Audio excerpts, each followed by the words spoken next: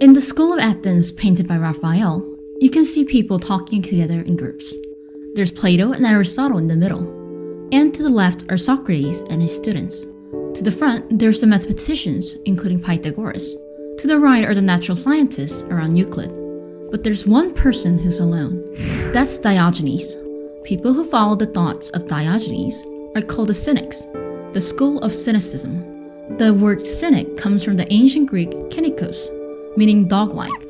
So cynics are dog-like people. How exactly were they dog-like? That's the story for today.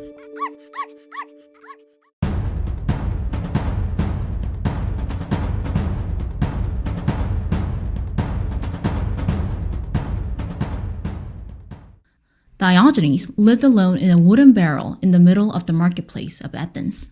All he had was a suit of clothes and a cup of water.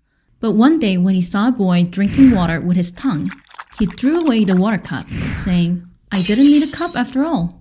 After that, Diogenes decided to make dogs his teachers and called himself a dog. When the people in the neighborhood came to talk to him, he would reply, "I'm a dog, so get lost." Diogenes says that in order to be happy, we should be dog-like. Being dog-like means to get rid of useless greed and to live by natural needs. There's no need to suppress one's natural needs because of social conventions. Natural needs are not shameful or something to hide. Diogenes says that if the act is something not shameful when done alone, it's not shameful when done publicly. For example, people of Athens didn't eat in public places, but Diogenes ate wherever he wanted, in the marketplace, in the temple, anywhere. He even masturbated in the middle of the marketplace. Like this, he thought that we should get rid of conventions and live by our natural needs. One day, Alexander the Great visited Diogenes.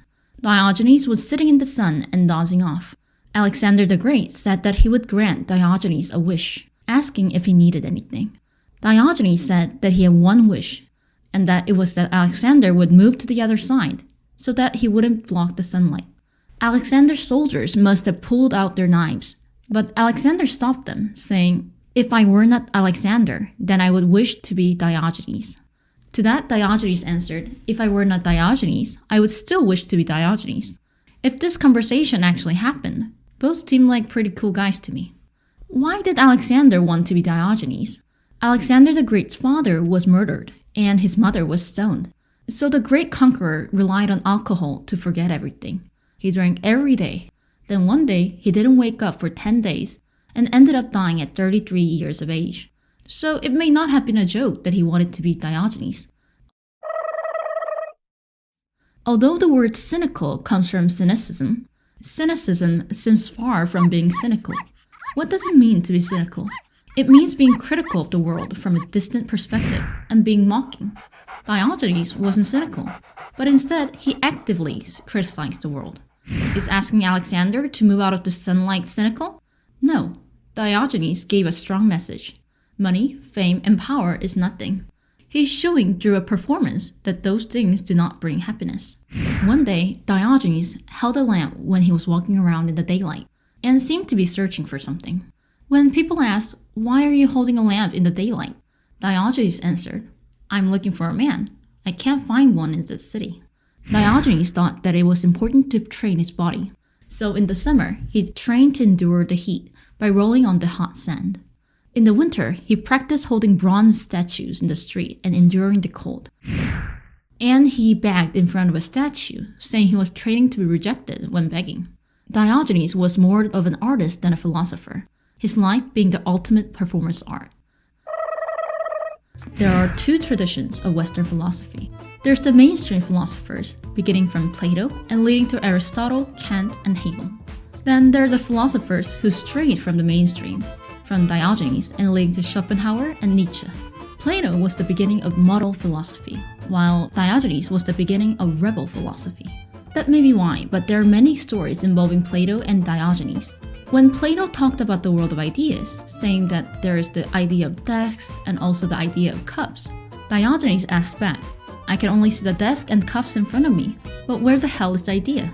Diogenes also visited Plato's house on a rainy day and deliberately crushed the rug with muddy shoes.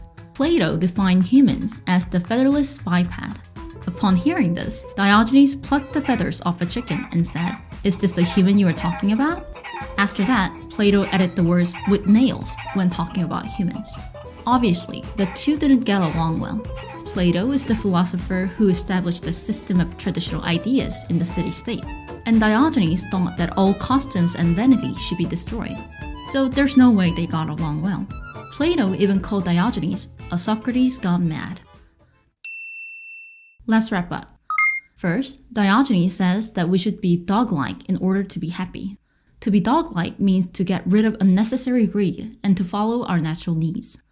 Second, the life of Diogenes was itself a performance art. He showed his thoughts through his actions.